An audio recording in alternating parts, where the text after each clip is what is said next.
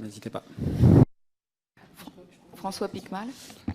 Oui, merci à vous de ces exposés. Et moi, je rejoins totalement ce que vous dites, c'est-à-dire que on se retrouve dans des événements sportifs qui sont censés véhiculer pour des intérêts parfois politiques et des intérêts, on va dire, de rêve, entre guillemets, le fait qu'on ne puisse ne rien en dire, n'émettre aucune critique, sans être accusé ou être vilipendé de chercher à casser du rêve, justement. Mais il faut voir sur quoi les rêves se bâtissent.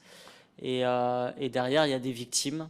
Et il y a beaucoup de gens qui peuvent témoigner, on en a eu, mais aussi sur les réseaux sociaux, qui sont athlètes, qui sont amateurs de sport, qui sont bénévoles et qui ont à subir les conséquences, que ce soit des pratiques discriminatoires ou en tout genre, ou alors de pratiques qui n'ont pas leur place éthiquement dans le sport. Alors moi, j'aimerais revenir sur l'affaire des quotas que vous avez rappelé. Donc la réunion se tient en novembre 2010. On est juste après le fiasco de Naïsna aussi. Il y a ce contexte-là où le foot français est peut-être au plus mal quasiment de son histoire.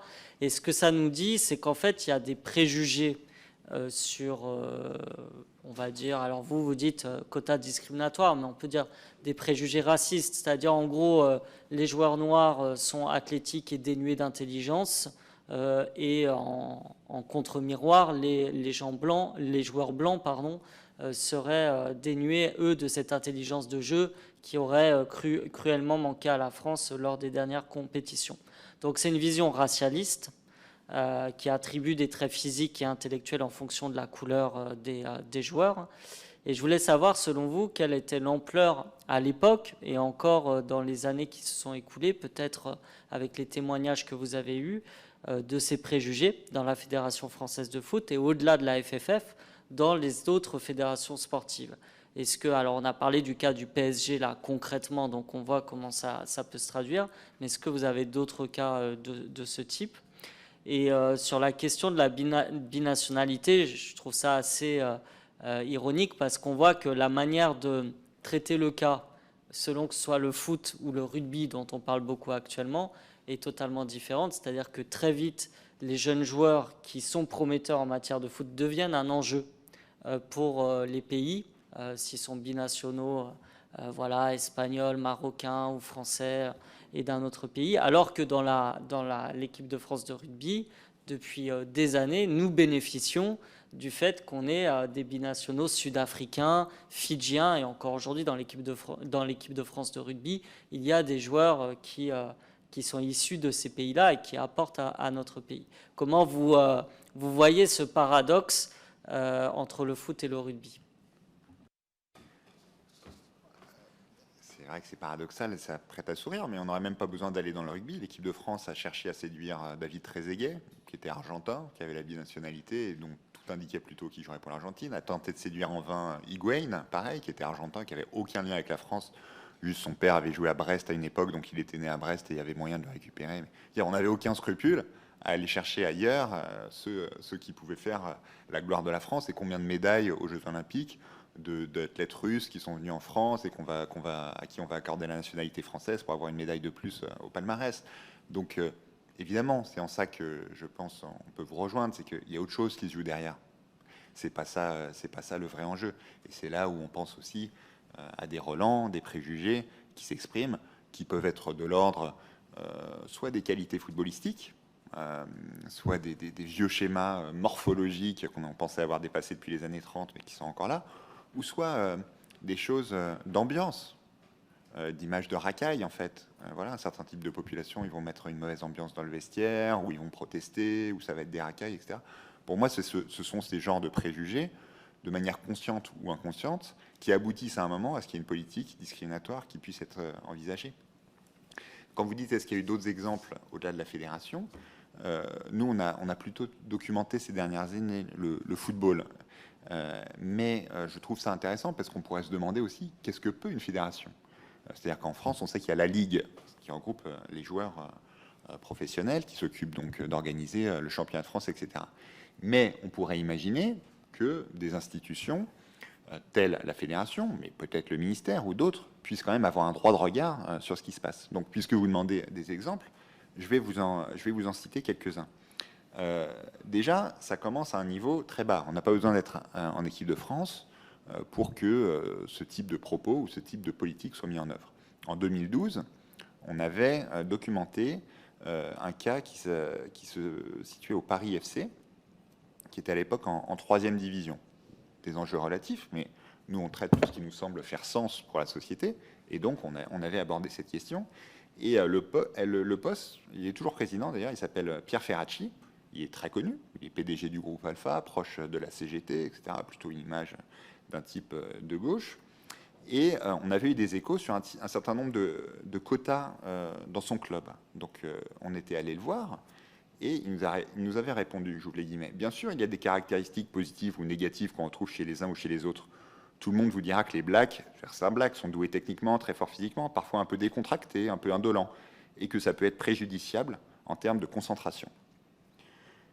Donc à l'époque, il y avait une biprésidence à la tête du Paris FC, et on était allé voir l'autre président, et on lui a dit, mais comment vous réagissez à ça? On pensait qu'il allait être très critique parce qu'il se battait pour prendre la présidence.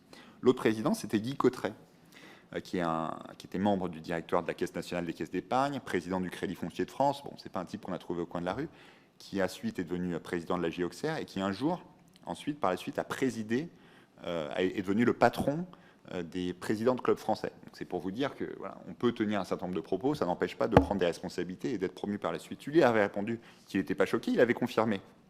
Il avait dit, quand on a une composition d'équipe avec seulement des joueurs africains, en termes de mobilisation, d'esprit de révolte, ce n'est pas toujours facile à animer. Ils ont un caractère qui engendre un certain laxisme. À chaque fois qu'on a été mené au score, on n'est jamais revenu, on ne l'a jamais emporté. C'est la race, pas la race, je n'en sais rien. Ça, c'est des dirigeants de club qui tiennent ces propos, qui ont des responsabilités au sein du football, très haut placés. C'est relaté par des médias, ça ne suscite aucune réaction, ni dans le monde du football, ni à la fédération, ni au ministère des Sports. Il y avait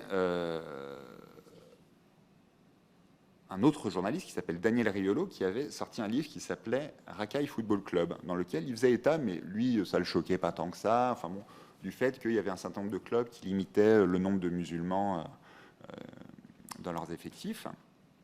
Et puis, il citait les propos de quelqu'un qui était à l'époque président, pareil, des patrons de présidents de clubs français.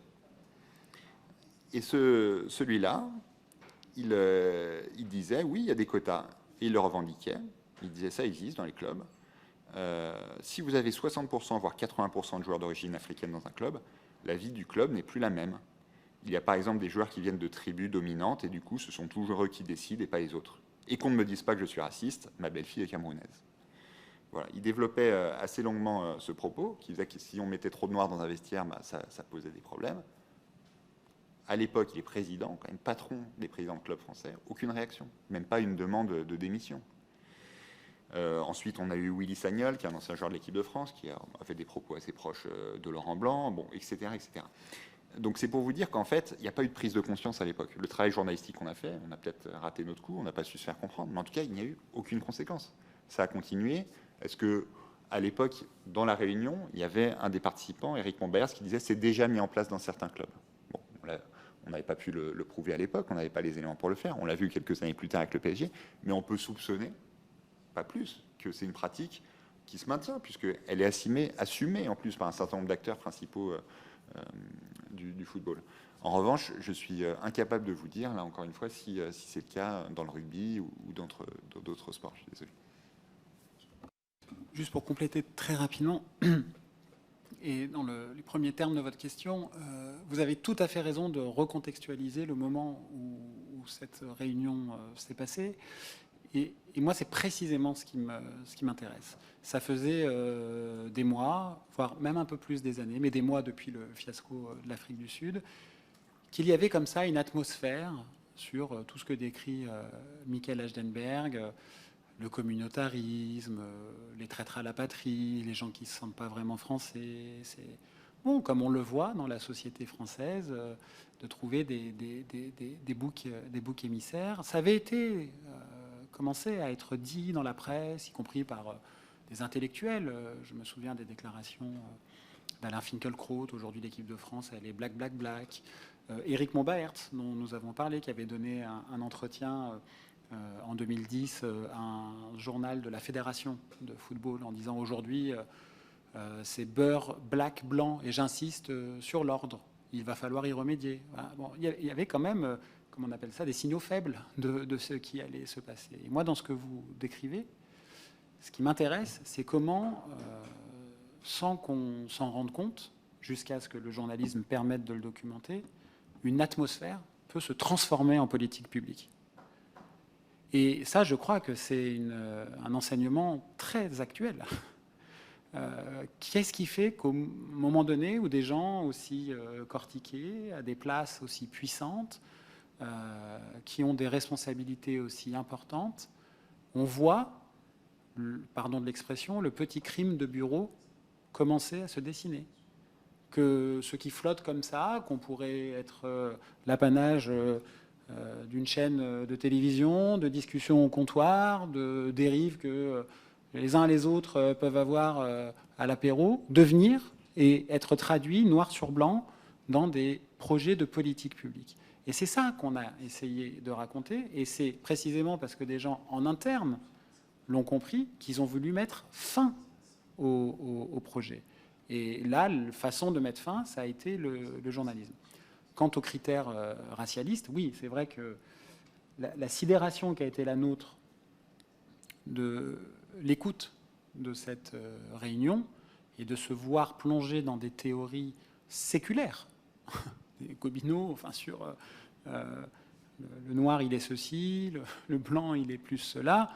Bon, je crois qu'il suffit de regarder un joueur comme N'Golo Kanté aujourd'hui pour voir l'absurdité absolue de ce type de raisonnement. Mais c'était le moteur d'une politique publique en train de se mettre en place de la part du plus puissant des hommes au sein de la fédération, qui est à l'époque le sélectionneur de l'équipe de France, qui dit, eux, les Espagnols, ils n'ont pas de problème, des Noirs, ils n'en ont pas. Quelle conclusion faut-il en tirer ?